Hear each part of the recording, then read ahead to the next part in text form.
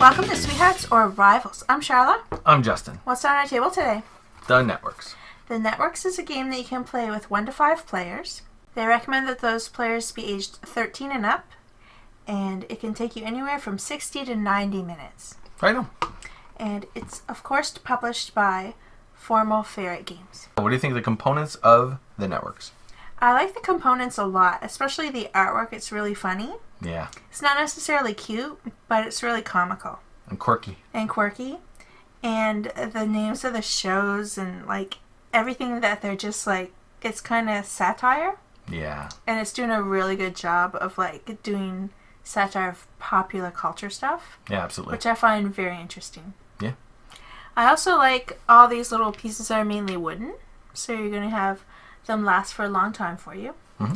The cardboard that they use is thicker cardboard. Yep. So that's nice. The cards themselves are probably just a medium weight, and they're not linen. But they're still a good quality. We've shuffled them quite a bit, and we don't have any chips or dings in them. Nope. Which is nice. Right on.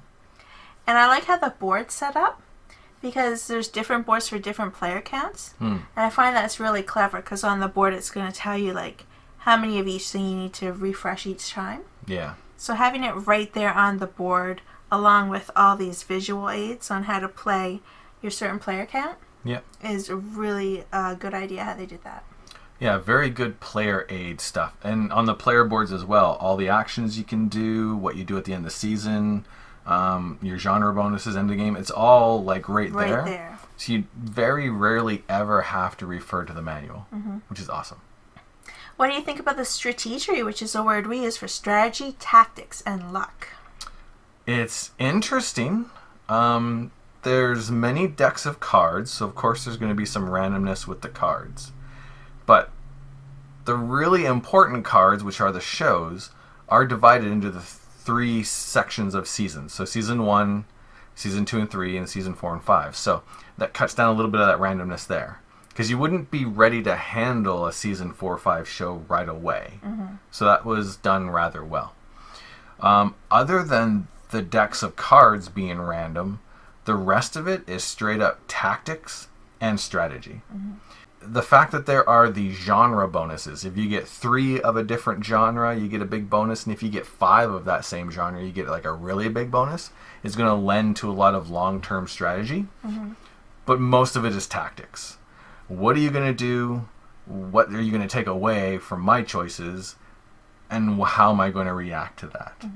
And then the burning of the cards is such a great way to simulate more than 2 players, which keeps the game nice and tense, which is brilliant. Right.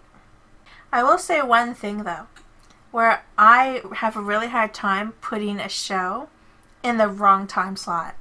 Yep. But on the playthrough, I had to do that several times. Me too. Because I had to keep in mind that I had goals for the end of the game this time. Like, I was able to pick up some network cards right at the beginning of the game. Yep.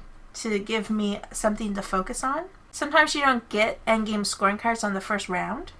But where I had to focus on that, it was really, really hard for me to, like, this show's going to go in the 8 o'clock, but it's a 10 o'clock. No. I was glad that happened to me, because then it shows me that you don't have to be quite so rigid with that. Yeah, no, it's good. It works. I think one of my shows, I was like, I can't do it, I can't. And then I noticed I'm going to lose 1 viewer. That's it. Done. Oh my. A lot of mine, it was huge jumps. Yeah. Not just 1 viewer. Yeah. It was like from 7 to 4. Ouch. Or it's 7 to 2. Ouch. I took big cuts on those viewers to put them in different time slots. Nice. But it was a strategic decision. Yes. Because you had some end game scoring that you got very early. Yes. Yeah. Yeah. Which is nice. Yeah. Cool. But it was still tricky for me to do that. So what about the complexity of the networks? I'd have to say that it's probably more of a medium weight complexity, just because there's quite a few things going on. Yep. Although when you first start playing, you don't usually play with the network cards. Yes. So those deal with a lot more of the medium weight complexity. Yeah. But the rest of everything's labeled so clearly. Mm-hmm. Like the times that you want to get them in the right time slot. And then what each show needs is right here, and it's very clear icons. Yeah.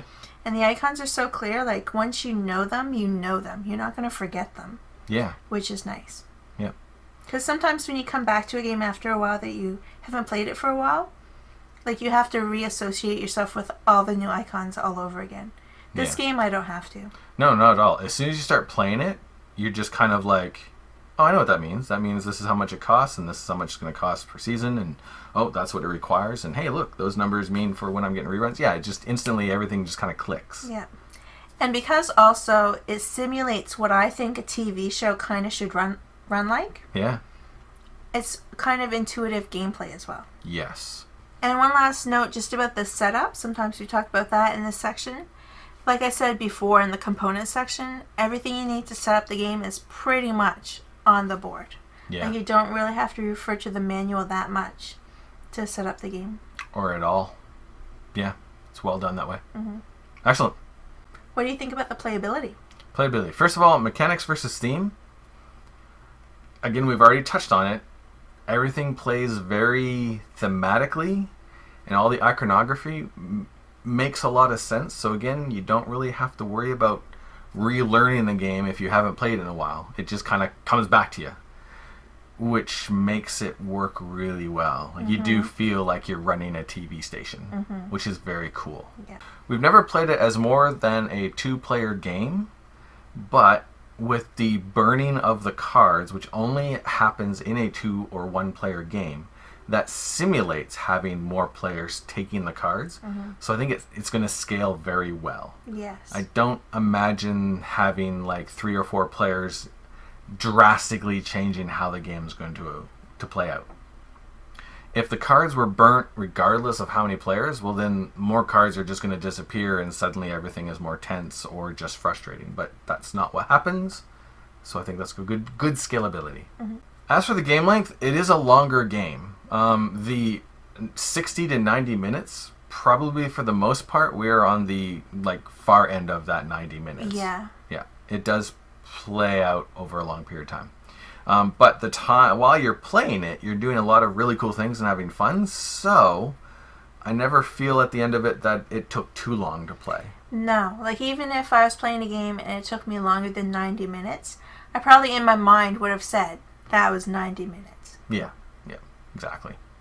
As for the replayability, the first time you play the game, you don't play with the network cards, and you play it and you're really enjoying the kind of thematic immersion of the game, and of course all the show names and jokes and satire is hilarious. You play it the second time and it's all the same jokes and it starts to not be as funny, but that's when you start playing with the network cards, and the network cards like take what's a solid, interesting game that would basically not be fun after a couple of plays, and then just explodes it with a whole bunch of other really awesome good stuff. Things that can give you sudden boosts out of nowhere, end game scoring, just suddenly the network cards are super important. Well, I think it's because the network cards make your brain not just think about the comedy of it, but also it puts your brain in strategic mode. Yeah. So then this is kind of the comedy's not so much in the forefront. Exactly. And you're getting more down into like the nitty-gritty gameplay. Yeah. Yeah. And the nitty-gritty gameplay is really good. Yeah. Nice. So, does it have the awesomeness or the cuteness? This game, because the art's so quirky, I can't call it cute. You do get extra points for cuteness because pink is a player color, though. And purple. And purple, that's true. So this game is more awesome than cute. There we go. But that's good. Awesome's awesome. Yep, I would concur. Very awesome.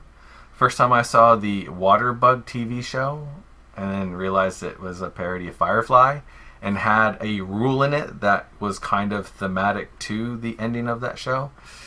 That was pretty awesome. Yeah. And sad. I shed a tear. Awesomely sad. Yeah. Sad but awesome. Yeah. Yeah.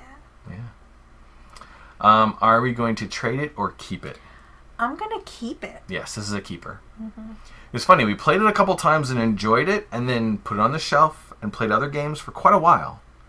And then when I was coming back to it, in my mind, I was remembering not the network or the gameplay, but just the jokes and stuff. And thinking to myself, that was very amusing for the first time. And then this is kind of okay. And I was thinking maybe it would be a traitor. But once you really delve into the gameplay, it's good. It's definitely not a traitor. No. Yeah, it's a keeper. And did we finish it as sweethearts or rivals? We finished as Rivals. Yes. This is not a sweetheart game. No, it's not. It almost needs a little bit of like take that, like to sabotage the network a little bit. Yeah. Just like, you know, like I stole that stuff from you, or that ad campaign is mine now, or you know, something like that. And it's funny you mention that, because as soon as you add more than 2 players, once you get to 3 or 4, there is a whole set of network cards that are interactive. Oh. That are that you add into the network deck. That's funny. But they don't have them in the 2-player game because it would just be back and forth. It's true, and then someone could always get them. Yeah. And it would always be against the same player. Yeah. So yeah, that would be annoying. Yeah. But that's funny. But it is nice. It is that aspect. It's optional, so in case you don't want to do that, you don't have to. But we have them for when we play this with more than 2 players. Nice. Right on. And that's the networks. It is. Thanks for watching. Thanks a lot. We'll see you in the next video. Laters.